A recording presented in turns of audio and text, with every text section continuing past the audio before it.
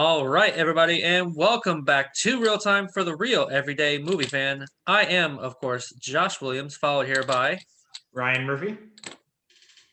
And I'm James Sheridan. And thank you so much for joining us here today, folks, because we're going to take a little break from a little movie reviewing. What's probably going to be reviewing this as a movie probably next 3 or 4 years. But we are here to give you our real-time review of the book Ready Player 2, which just was released not only about a couple months ago, gentlemen, I'd say about a couple months ago. Yeah, give or take, it was somewhere around there. released just before Christmas Day. That's right. Or not so Christmas Day, Thanksgiving we rushed Day. through and got Thanksgiving Day. Thanksgiving Day, yeah. Yeah, so we we all kind of rushed through and wanted to get that book. Right, exactly. But we did want to rush through and get it reviewed so we can kind of talk about it because we're big nerd fans of Ready Player One, and also just the implications of possible sequel going down the road. But before we start off here, folks, be sure to subscribe to the channel and hit the notification bell so you can receive more of our various content in the future. All right, got that out of the way. So if everybody listening here, we're going to do a non-spoiler review real quick, just to briefly talk about what we thought of the book, and then we're going to go into heavy spoilers, so that way for anybody who has read it, they can kind of join in the discussion afterwards. But let's start off here with Ready Player 2, our non-spoiler thoughts. Ryan, you're the one who got me into this, so I really want to hear your thoughts first. And James, will go to you, and then I'll chime in on mine.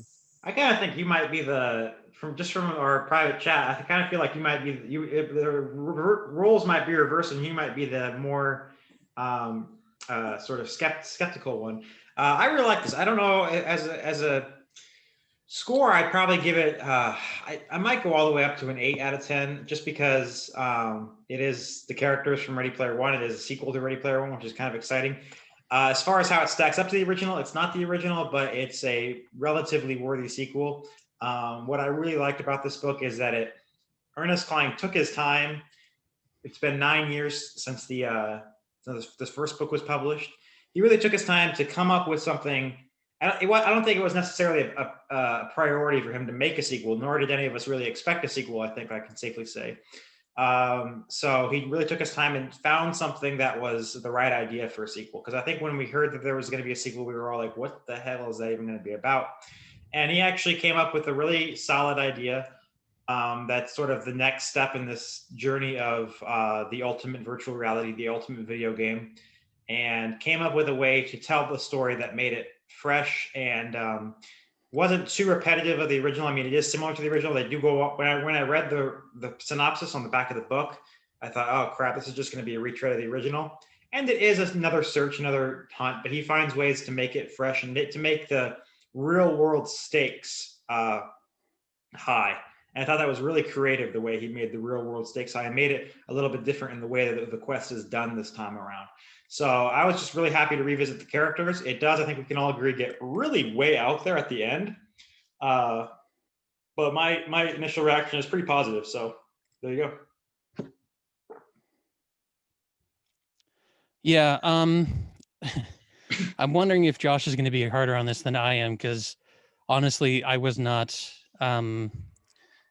I'm going to give it a 5 out of 10. Oh, because while I enjoyed much of the book, and many of the aspects of the book, I think that the premise is very flawed. I think it's very sort of. I disagree with Ryan. I feel like a lot of it is repetitive from the first book. And I feel like it kind of ignores the lesson of the first book and kind of tries to retell that lesson again.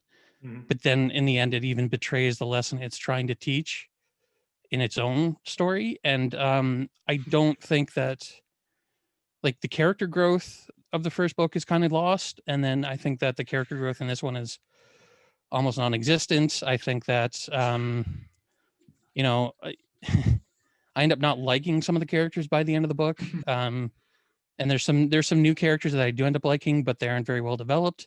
And I think that there's, I think it's a very flawed premise. And I don't know, it just didn't work for me the way the first one did. Like, all the nostalgia stuff that makes the first book so appealing is still there, and it's still appealing, and it still kind of brings me in. But I don't know, just, I don't feel like the plotting works. I don't feel like the character growth works, and I don't feel like the themes and lessons that it's trying to convey work. And I guess we'll get deeper into that in the spoiler section, but yeah, it can't just live on nostalgia alone. And unfortunately, I feel like this kind of falls flat on its face. Wow. All right. Yeah. So anybody who's kind of peek behind the curtain between we have a private video, private chat that we have on Facebook. It's where we kind of just message each other back and forth about certain things. And I was the last of the three to read the book or listen to it, which narrated by Wilt Wheaton again. Big thumbs up, Yeah. by the way. And it Yeah. really helped me out a lot to get to listen to it. But I was very disappointed too. I mean, even at the end, they try to wrap it up the way they did. It was okay, but I felt, I don't know, I just didn't feel everything that transpired really added up. We'll kind of get into the spoiler. I know we're all being kind of vague here. We just don't want to spoil anything for anybody who hasn't read it, who's read the book and seen the first movie. But the biggest problem, the story was actually not the worst part of it. It was actually okay. I didn't mind the searching for something again, because if you read the synopsis, it's not really a spoiler of what this book's about. I'm still not going to really say it fully for people who haven't even read the synopsis, but it does, even though it's a retread a little bit, it still was fun. Like, it actually made sense, and why our main character is going on this journey makes sense too.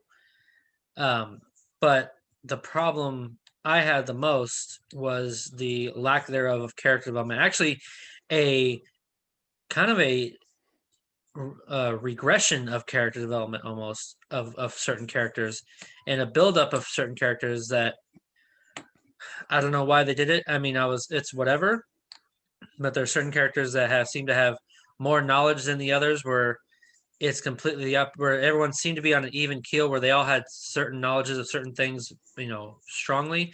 But then there's certain characters in this book that seem to just lost all their knowledge out of nowhere, and they just seem to be kind of a blubbering person, where the others, I don't know. I don't want to get too far into it. And that was just my biggest problem. And there's more to it we'll go into. Other than that, it was a lot slower. I feel like this movie could have been condensed a lot more. Like, I felt like, without giving away any spoilers, and these guys know what I'm talking about, the feeling of what's what I'm looking for? The feeling of urgency, especially for what's going on in this book, is not there at all. Like, when we find out what's going on in this book and they have a certain amount of time to fix it, it's almost like for this book, there was no feeling of urgency, and that's a big problem for me. In a movie, when you're watching something and they have this, they have a certain amount of time to solve this or whatnot, and then they kind of go along with side stuff, and they kind of, they just don't feel that urgency, and it takes away from the anxiety of the film or the book to help you, keep yourself invested, and it was completely lost for me. So, at the end result, it's okay, I guess. It's not what I was expecting, and not really in a good way for me. And we'll talk about that, why. But I didn't even give my score yet, and I probably should at the beginning. I'm sorry. I'm probably going to give this. I'm right there with James. I'm going to give it probably 5 out of 10. I was just very disappointed in the book. Wow. Who'd have thought I'd be the guy who's like cheering the book on this point? Well, why don't we go ahead and get into our spoilers now? I'll put the flag up right here. Spoiler alert for everyone who's stop watching at this point if you haven't read the book. Yeah, I really thought the central idea behind this, which was we have a better form of virtual reality now, this sort of Matrix-like thing. I thought that was, at first I didn't really like it, but the more I realized this is the way that he's advancing sort of the narrative of, the real world versus the virtual world, and the idea of creating the ultimate video game that would ultimately be as much like real life as possible. And I like the idea that they have to go searching for something. This time only he can find it, which would be how it's not just a random, really crazy coincidence that he again wins another contest. But also just the fact that then they're all held hostage and the world is held hostage by a madman or a mad computer program. I got almonds in my throat. A mad computer program to force them to find it within the next 12 hours. I thought That's a really good way to keep it fresh and to keep it keep the tension going and to keep the real world stakes there. Like I said, the ending is really, really out there, but it's kind of unavoidable given everything that's come before. But yeah, I still really enjoyed it. You guys are poo-pooing on my party here. I'm sorry about that. We're really sorry about that, Ryan. But here's one to go off what you said. I didn't mind that at all. And actually, it was okay that helped. That was a good device to help prepare the story to where it got to. And this is not an issue with the book by any means. This is a very commentary on the future of the film side franchise. Because in the book, how it ends, it does leave it open for this to take place, where it's like real world, like they go even further into spending more time in the Oasis than they do in the real world. Mm-hmm. But on the film side of things, how it ends is their message is, spend more time in the real world, where they close down the Oasis for certain days. And if you do that in the film, if they do in the film where they're going to basically renege on that ideal, in the book, in the movie, it's not going to make any sense. It's not going to flow as well, because in the end of that movie, he made a very valuable lesson of how important it is to be in the real world. Now, the book side, it makes sense. I'm fine with that. Well, the book I'm just still curious ended to the see same how way they're as the gonna. movie. I mean, Yeah, the Well, book no, still and had that same theme. I think the movie like hammered it home a little stronger. Like it made that message much clearer. The book still had that message, but Klein said that he wrote this book as a sequel to both the book and the movie, with the intention of course, they're going to be another movie. So he is playing off of those themes and those ideas, but then he completely betrays them by creating an entirely new sort of interface yeah, to get even deeper into this world in a very more profound sense, because it is a full sensory sort of expedition, as opposed to just sort of a visual and somewhat tactile. Like this gets right into your brain and gets right into um, all of your senses, and it feels like indistinguishable from reality. And yep, as cool of a concept as that is, like I like that idea. The book spends the entirety of of its story hammering home this point that this is really dangerous. This is a really sort of scary, as cool and as fun as that is, there's a lot of problems with that. And then in the end, it kind of betrays that by the Oni becoming the only thing that's going to save humanity, yeah, because the world is screwed. We can't save them. And the only way to save them is to put them on this basically arc with this artificial intelligence watching over it, and hopefully finding another planet someday down the road that they can, restart Earth and humanity. And like that to me, I don't know. I that doesn't sit well with me, especially since that sort of ending kind of comes out of nowhere. Like it doesn't come out of nowhere, but it's like it's almost a Deus Ex Machina that I don't feel is really necessarily earned, um, because it's the only way to save Og at the end. yeah, And because it's the only way to save Og, it becomes the one thing that they have to do, and they discover that it's this is a way that we can save humanity, which has been Samantha's sort of goal during this entire adventure. and I that's feel like where she's the only one who's right during this story, and then they flip it on the tier and say, well, no, she's not right, because now this thing that she spent the entire book sort of demonizing is the only thing that can keep them from not only just dying, like because now they're going to be immortal within this software, but it's the only way that humanity is going to be saved, because the Earth is just screwed. yeah, and that's the kind of the point I was trying to make, was that it kind of flips the script on the ideals of the first book without having it being earned. It spent the first book had spent the whole time hammering that, trying to save our planet and doing it the right way, but also living in the real world more often than not is a Mhm. positive thing. And then this movie Escaping your this problems isn't going to fix them. exactly, and then this book, it kind of just flips the script out of nowhere, because he Yeah. finds this software. Now it kind of takes away from what um sorry, what God, I can't think today. Wade. Wade. It kind of takes away what Wade Watts has learned from the first Yeah. book, and he kind of regressed into being this, from being who he was in the beginning of the first book. Yeah, he goes Um, back to being a reclusive, and it's like, well, the entire premise of the first book is that you don't want to be a reclusive. Like, Halliday created this sort of adventure to get people to like, the message, especially in the movie from Halliday, was that you don't want to do this. Like, I spent my entire life living as a reclusive, especially my latter years, and I'm telling you, this is a bad way to live. Go out there and live your life. It's a shitty life, but at least it's real. And the other part for me is the ending was very. I don't know how you felt, Ryan, but the ending to me was also it was hopeful because yeah, they'll be immortal through this software, but it's also a tragedy because they're also not, like, depending how you feel about it philosophically. Typically, like, Black Mirror did kind of like this, where when you die, you can put your mind into a software to continue on living. But that is when you died. They basically put their minds into the software and ship the ship off to the nearest planet. They're still living on Earth, and they're slowly going to watch Earth descend into chaos while still living in it. And that to me is very tragic because you're Well, also that's it. like the actual human beings are going to be suffering until the day they die. You See, know what I that's mean? why. That's where I Like, to think. me, that's very tragic. That's where I think you're wrong. I think Go ahead, that Ryan. they're not they're just putting their other versions of themselves on this hard drive and shipping it off into space because they want to stay behind, because they want to still fight for Earth. So there's still that sense of that we want to fight for Earth and we still want to.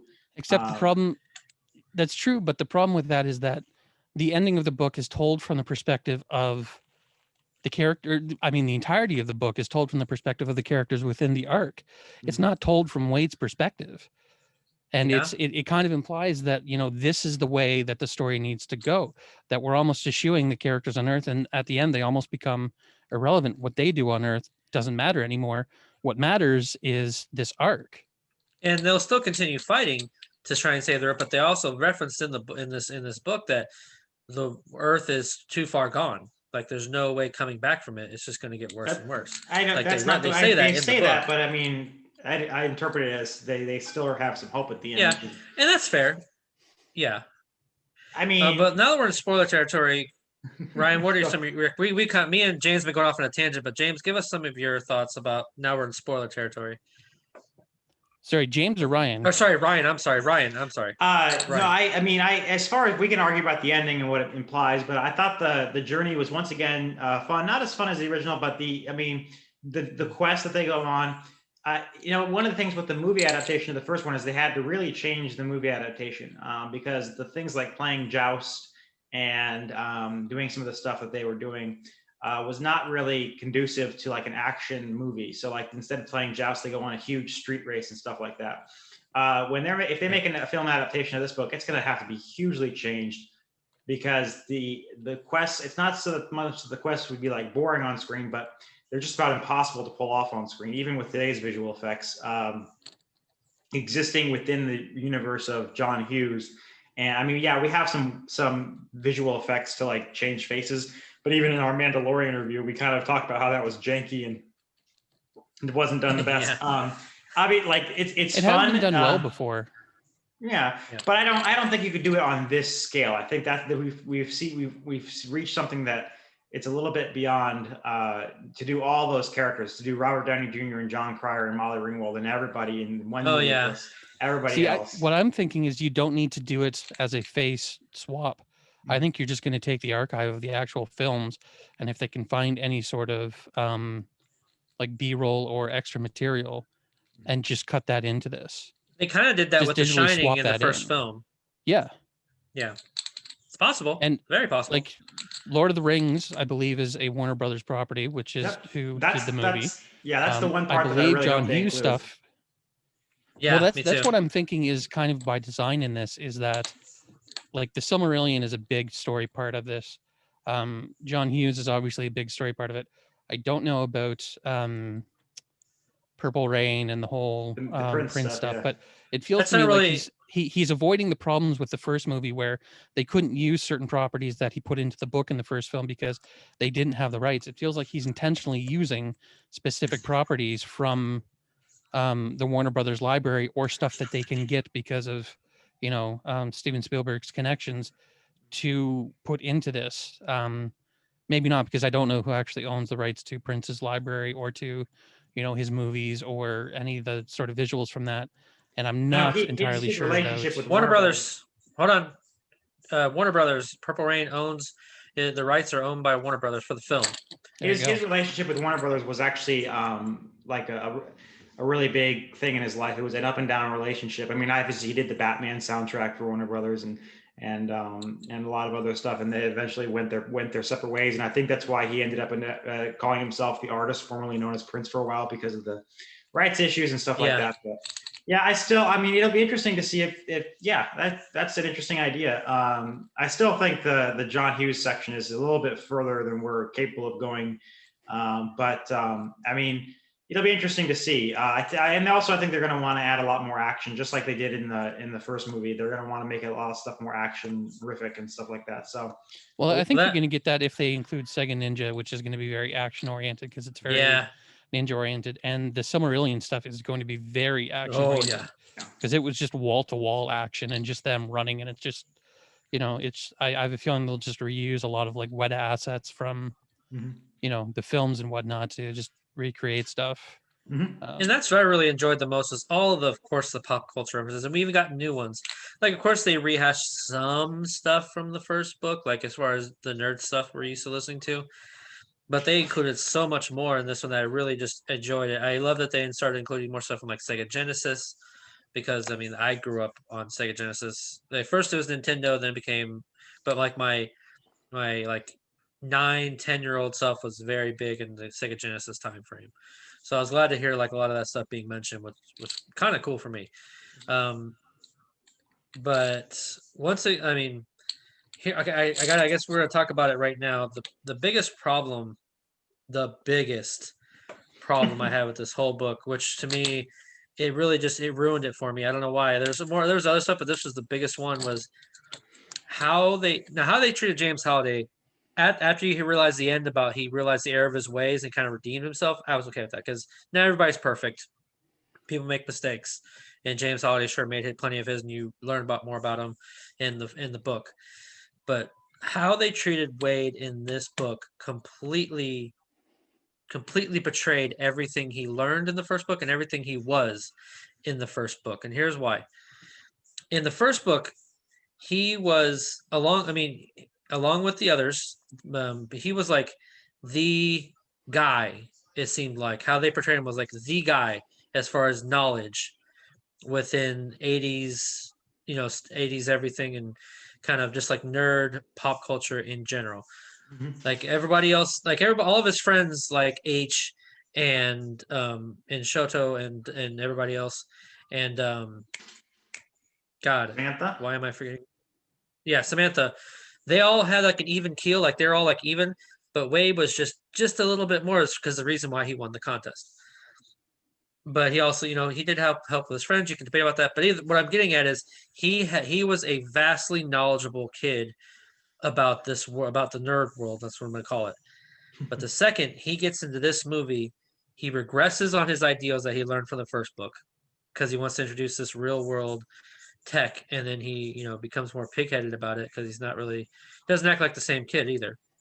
And two, throughout the whole journey of finding these shards, he's like the kid who just is along for the ride, doesn't know a damn thing, doesn't know anything, that he's trying to find these things. Like literally, he gets everything is help from either Samantha or H or Shoto. None of it is from his own doing, like in the first book. None of it. I will say, one bit. In defense of that, the puzzles in this journey are about Kira, whereas the puzzles in the first book were about Halliday. And the thing with Wade is that he spent his entire life studying Halliday's interests and all the things that Halliday mentioned he loved. Whereas a lot of these things were peripherally related to Halliday, but not specifically sort of Halliday related. They were all about what Kira loved. And I can understand like how Wade wouldn't know these things because he didn't explore outside of Halliday's interest, whereas all these other characters, H grew up with Prince because her dad loved Prince. John Hughes was a big part of the 80s, and Samantha, being a girl, would be interested in the more romantic aspect of those. She was also a bigger Tolkien fan. Wade only studied what was in The Hobbit and Lord of the Rings, because let's face it, Silmarillion is boring as hell. It's fascinating, but it's a slog to get through. So I can understand why he is not the only Lord of the Rings fan who didn't end up reading that book and didn't end up understanding that story. Sega Ninja is like a specific video game, and I can understand him, especially him, because he was more focused on the sort of Atari era and the more sort of classic arcade sort of era of them. The one place where he is very helpful in this is the Halcydonia stuff. And I love that aspect of it because it goes back to his childhood, but I think that they had a misstep here because he didn't want to go back there due to the trauma of losing his mother. And I feel like they picked that up and then kind of dropped that very quickly. And I feel like that's something that they could have explored much further and spent a little more time developing, because as soon as they're off that planet, it's never mentioned again. Like it doesn't matter anymore. And to counterpoint that, now the Purple Rain part, I can maybe see, I still feel like how they introduced him in this film is that he not only ate up Halliday's knowledge, like what his interests were, but he would also, they talk about how you go off on these tangents and watching or reading other things that would pique his interest because it was like a core ideal of what he loved. So basically it set him up as like this kid who not only knows stuff what James Halliday loves, but other stuff. And now I'm not gonna, and the reason I have a problem with it is also just due to the fact that the author chose him to be this way. He basically he for some reason set up his main character to be a stumbling, bumbling idiot, and it doesn't make sense. Well, I think like basically in turn, and this is not anything to do with the other characters, but it's just to make your main character for some reason a bumbling something in it and have your other friends be more knowledgeable than you now. Where like it literally seems like you're a new, make him feel like a newbie, and that's a problem for me. Because I understand that and I agree with that. I do think that the purpose of it though was to try and boost the other characters who, to a certain degree in this previous book, and that's one of my problems with the previous book, was that they were entirely secondary characters. That was something I loved about the movie, was that especially Samantha got a much bigger role. And I love that in this, they kind of continued on the bigger role that she had in the movie, as opposed to the role she had in the book, where she was gone for large swaths of it. And she actually has sort of like purpose and sort of behind the scenes jobs to do to kind of help the adventure like she did in the movie. And to that degree, I like that they kind of pull those other characters in. But yeah, Wade does kind of become, to a certain degree, almost irrelevant within his own story. And that's the sad part for me. And that's the problem for me. If you wanted to have that be the case, even if they were to make it to where they were literally on even kill with one another, like they would work off of each other to find these shards, that's fine. But they literally demeaned Wade Watts as a character as a whole in order to make the others look good. No matter if they're male, female, or other ethnicity, that part doesn't matter. It's the fact that your main character has basically become not even a secondary character, but a side character to his own story. Yeah. And a person who still has to relearn messages that he already learned. Well, in defense of that, and they introduced entire. Go ahead, James. Go ahead, Ryan. James, did you? I was just going to say that they, to add on to that, they introduced an entire new character and a sort of team of characters. Cool. I like her too, but the entire purpose of her is to get him to the first shard. He doesn't do any work to get that first shard. She shows him where it is. He rewards her for it, but he doesn't do any of the work.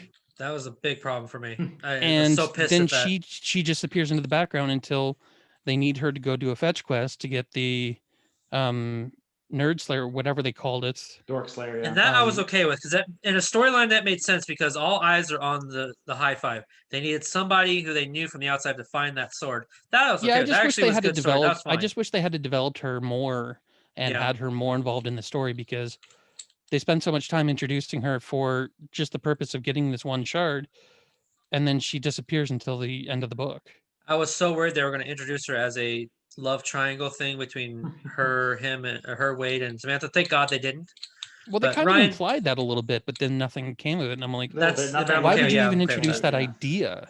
Yeah, Ryan, what were you going to say? I'm just going to say it's interesting because you guys talked a little bit about how they just retread it. They have to learn the same lesson. They have to go on the same quest. I find this so fascinating because, as you guys know full well, ad nauseum, how much I hate the Star Wars sequels and how much I hate the sequel trilogy, I should say, not Empire and Jedi. Yeah. How much I hate the J.J. Abrams trilogy, and how much I hate all the Terminator sequels up to and including Dark Fate. And that I hate the Star Wars sequel trilogy and Dark Fate for the same reasons, because they take away the victory of the last chapter, and they repeat it. I wouldn't compare this to that. I would compare this more to Spider-Man 2, which, if you like, this is a low blow for James because we know how much of a big Spider-Man nerd he is. But like Spider-Man, like he does have to kind of relearn the same lesson. At the end of the Spider-Man, it's like, hey, I've realized that with great power comes great responsibility. I have to make this sacrifice at the end to give up the girl. And then in the second movie, he's like, I don't want to give up the girl. Fuck Spider-Man. And then he has to relearn the same lesson again. I think that sometimes people just learn the same lesson and they learn it stronger through different circumstances as the circumstances of their life change. So that would be what I would compare this to. But it's interesting that you guys are kind of using the same complaint against this book that I usually complain about my greatest hatreds of. So I don't remember Spider-Man 1 and 2 going that way. I'd have to rewatch to confirm that flow of character development. But I mean, I haven't seen them in a while. So I can't remember how that all went about from the end of the first movie to the second movie. mm-hmm. I just remember how shitty the third movie was. Anyway, but I mean, even though I hated how they treated Wade, the journey was still fun, and learning things about certain things, like about the Purple Rain and Prince. Learning stuff about that was really cool stuff I never learned or knew about. Sure. And not even that, but Silmarillion stuff. Like Ryan knows, James, you're not sure. I have a friend. His name's William. He shout out to William if he's listening. He is the biggest, and I mean the biggest Lord of the Rings nerd. He could probably tell you anything and everything about Lord of the Rings universe and go even further in detail. I mean, all that sort of vocabulary stuff, which I love, but I'm not as knowledgeable about it as I would like to be. That's like my ambition, is to know all the Angband and Thangorodrim and stuff like that. And yeah, it would be if Williams listened. Yeah, if William ends up reading the book, it would be his wet dream to hear all that stuff. And it was really cool just to hear some of that stuff. And like I said, the journey was great as far as the nerd aspects, things like the quests and stuff. It's just as it kept going deeper, deep in the book, and the more and more they diminished Wade's character as far as knowledge and courage and cunningness. It just becomes like this bumbling, like the idea that he's like, all these people, and it is traumatic to think about all these people's lives are in my hands, and that could really mess with someone's brain. It does so much in a way that it completely loses his focus as far as what's at hand, where he was able to do that before. Like he was able to do that before when he lost all of his friends and family in that bombing. Mm-hmm. But he was able to then, take that trauma, put it aside, but focused on the task at hand so he can actually win. He did not do that here. They kept referencing back, oh man, all these people, I'm letting all these people down. It's like, this is not the Wade I grew up. Not grew up. I hate to use that. Sorry to use that word. This is not the Wade I've listened to over and over again with Ready Player One. This is someone completely different, and that's a huge problem for me. But guys, I've been going on and on about it. Is there anything else that you want to bring up, James or Ryan, that was a good part or bad part for you? So a lot of this kind of boils down to me, where I've got sort of two major problems with this. One, I don't understand the premise of the story. And not even like that there's a new adventure. I don't understand sort of Halliday's motivation for making this story public. Like, I love the aspect that this is about Kira and this is about releasing her sort of spirit, character, whatnot. But that Halliday couldn't kind of live with that choice and that he left it to his heir to do. So I don't understand why he made the adventure a public event when it could have just been something that he gave to specifically Wade or Og, because they're the only ones who can solve this puzzle. That's true. I think they mentioned that not to sort of, like, I don't know. Yeah. It's supposed to be your last thoughts, but I think that's actually referenced at the end where she says that he had to, he wanted there to be some time between when they won the contest and when this happened. So the only way he knew how to do that was to turn it into a contest so that it would give them time to sort of process the information of. But first it could of all, still be a contest for. It could still be a contest for Wade and Og. It doesn't need to be a big public event. sure. Why he made it a second public event when only these two people can be involved? It just makes everybody else a sort of Spectator. viewer, like a passive spectator in this adventure. Which, I mean, the only reason I can see doing in public is so that you get introduced to Lohengrin and her little band of bandits, the Low Five as they were called. But Was it maybe? they Sorry, I become want to sort of ask you this, secondary in the James. story. Yeah. Yeah, I wanted to ask you this, James, because we're kind of brainstorming here. Why? Now they don't say it in the book, but is the insinuation that the reason he made us into a contest is because he knew what his AI could do within the Oasis, and that these glasses, because these new glasses or whatever they are, imprint your memories into the Oasis. Was he mainly doing this to give to his heir the choice of either having AI become a thing or not, without But even really saying it? But in order to do that, he'd already have to, like the contest is only unlocked when they reach 7,700,000. The seven sevens. Once there's that many people using the Oni. So Mhm. he's already released the Oni, and the AI is already in there because, what's his name? The I wasn't Halliday's. talking about. I wasn't talking about Kira AI. I was talking about making everyone's minds become an AI. Yeah, but that's already happening because the Mm. Oni's already in the public, Yeah. regardless of whether this contest takes place. So I don't understand why it's a public thing when Wade's already released the Oni. Mm-hmm. The Oni's already out there, and it's like that's fine. The other thing that I come up against, and this should have been my premise or my sort of question from the beginning, is that when it comes to sequels, there's a necessary question that must be asked that isn't necessarily asked about the originals, but is definitely asked about sequels. Is does this story need to be told? Mm-hmm. And like sequels get a little more scrutiny about this because, especially with the first one, where they sort of wrapped up the adventure, the hero had sort of learned his lesson. Everybody's sort of happily ever after. Why are we going back to this story again? And I'm fine with us going back to the story because I like the characters and I like the world, but is the story that you're telling me worth telling me? And I don't feel at any point that this was kind of necessary. And I could never get past that problem. And maybe that's my hang up more than the story's problem, but it never felt to me like this was sort of an earned sequel. Like I'm always willing to, like, Ghostbusters 2. I love Ghostbusters 2. I know we could go you guys give me flack for going back to Ghostbusters, but Ghostbusters 2 is a useless sequel. It's the same story again. Oh, yeah. There's absolutely no purpose in telling that story again because it's basically the first film all over again, just with a different villain. Mm-hmm. Mm-hmm. To me, this treads into that Ghostbusters 2 territory, and even like they bring back what's his name, the villain from the first one, Yeah. Sorrento. Oh, yeah. And I will give you that And was Sorrento's No this reason for him minor to be in it. character who's almost irrelevant. Like the only reason to have him is because they need someone in the real world to Mhm. do things to affect events, and it's like you couldn't come up with a new villain. Yeah. Why did Sorrento have to come back? And then like he's in like 2 maybe 3 scenes and then Mhm. like is unceremoniously just murdered. Yeah. And it's By like the person who actually hired him and they helped him yeah, escape. and it's like I don't understand the purpose in bringing him back. It's unoriginal and it's a waste of the character. Yeah. And like I mean he was on death row to begin with, so why not just let him die? Like I don't understand it. And they keep making references to things like The Matrix and Sword Art Online, where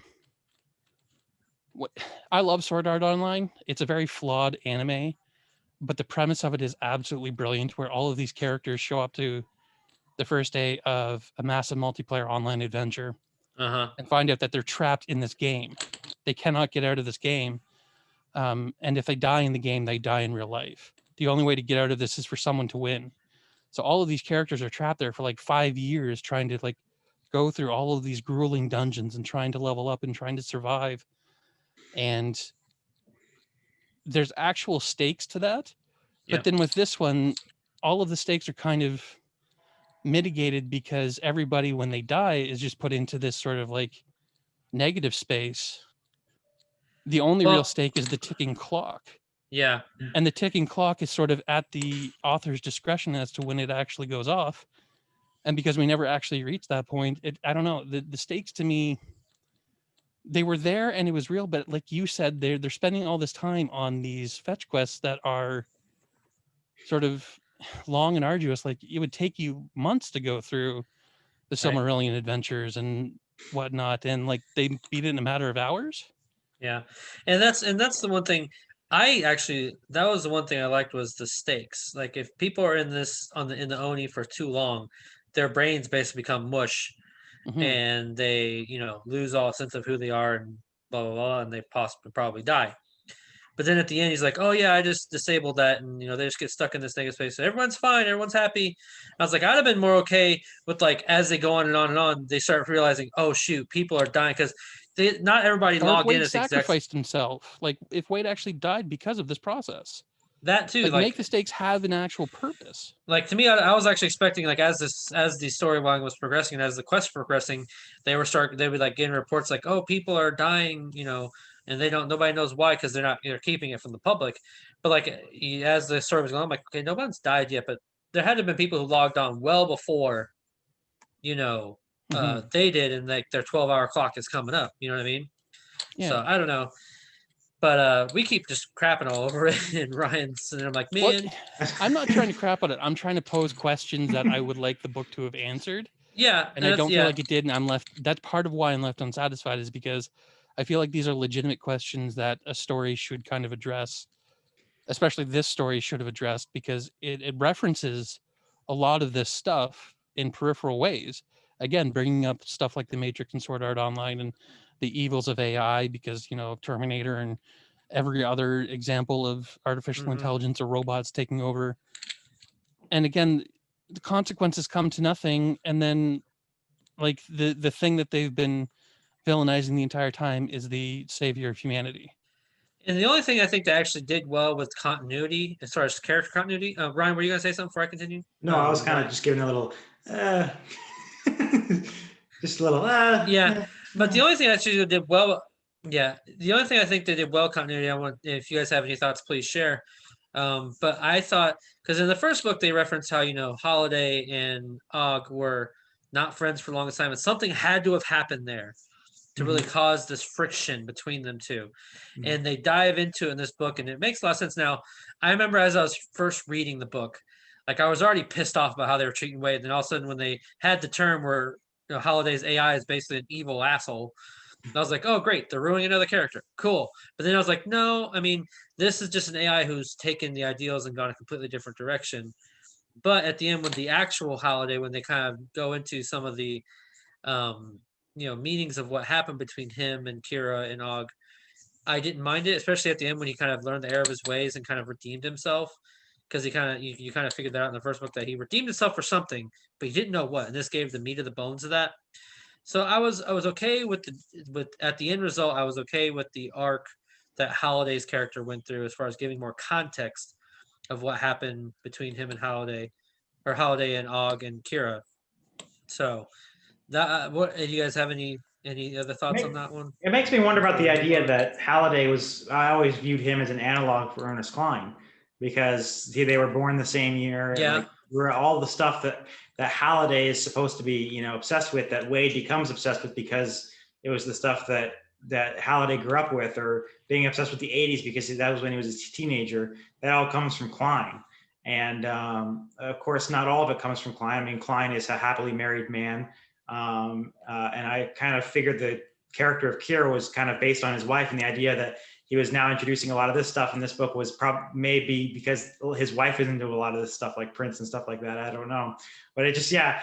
So viewing Cline, viewing Halliday as an analog to Cline, it made me really wonder when they're talking shit about Halliday in the book, like he was a sociopath and all this sort of stuff. But yeah, there were some of those moments where like Wade would say that. I'm like, okay, now you're like those parts I did cringe a little bit at, because like calling him a sociopath and this and that's like you're diminishing another. You are kind of still diminishing another character even though he's redeemed. I did forget about that. I remember I got pretty angry at that. I don't know. I mean, don't- it also has someone else's like perspective. Like somebody can call somebody else an asshole, but unless you know everything, you're just hearing parts of a story, and like either side of the story, and in the middle there's the truth. So that's how that goes. But James, what were you gonna say? Yeah, I don't really have a problem with them sort of knocking Halliday off his pedestal, because something that's a big problem in our pop culture is that we create heroes and we put them on pedestals, and then the second sort of any flaws show up in their character whatsoever, we're very quick to knock them down. So I'm a big proponent of an author, John Green, often states, imagine people complexly, because we're all flawed people. We are not Oh, yeah. perfect. One of my favorite people in the world is Stan Lee, and he was not a perfect man. He stole a lot of ideas and took credit for stuff that wasn't his. But at Yep. the end of the day, he did end up, largely responsible to some degree for creating the Marvel Universe and for being sort of an uncle type character to all kinds of kids growing up. So I don't have a problem with kind of creating sort of a negative side to Halliday and showing Wade that he's not a perfect man. Because I mean, the first book is kind of rife with that, but Wade never, I think, really kind of acknowledges the Yeah. problems with him. What I have a problem with is how creepy he is about the Kira relationship thing, Yeah. and how this is sort of like an obsessive stalkery kind of thing. And then like his solution to sort of atone for that is to leave it to either his heir, who he doesn't have any idea who that is, he's never met this guy, or Og, with how to deal with this duplicate that he's created. And then at the end, Og dies, but then they reincarnate him in this computer simulation and let him and computer simulation Kira live happily ever after. And it's like, it kind of, you're making this sort of negative portrayal of his obsessiveness with this character, but then again, along with the Oni, where you spent all this time demonizing it, at the end, you kind of create this idea that no, it's okay because now they get to live happily ever after forever. And it's like, no, it's creepy, it's weird, and it's like at no point are you kind of like paying that idea off. You're just kind of nudging that I'm aware it's creepy, but I'm gonna let it happen anyway. And it's like, that's sociopathic. Yeah. And like I don't have a problem with knocking down Halliday, but it's like, again, I don't feel like the lessons were learned by either the characters in the book or the story itself. And I'm And I okay think with it taking. betrays a lot of those lessons. Yeah, and I'm okay with a writer taking their own character and knocking them off their pedestal to humanize them. They didn't quite do it here, but they were very close to like pretty much knocking him off a cliff instead of a pedestal. Mm-hmm. And as far as his character, and they were this close. If it wasn't for that ending email, that probably would have been, to me, what I thought would have been the throwing the character off a cliff. No, I don't know, but other than that, I mean, I don't. For now, the ending is basically they're left on Earth to help make it better, and they have their AI versions hurling out in space. I don't foresee any other way of another book.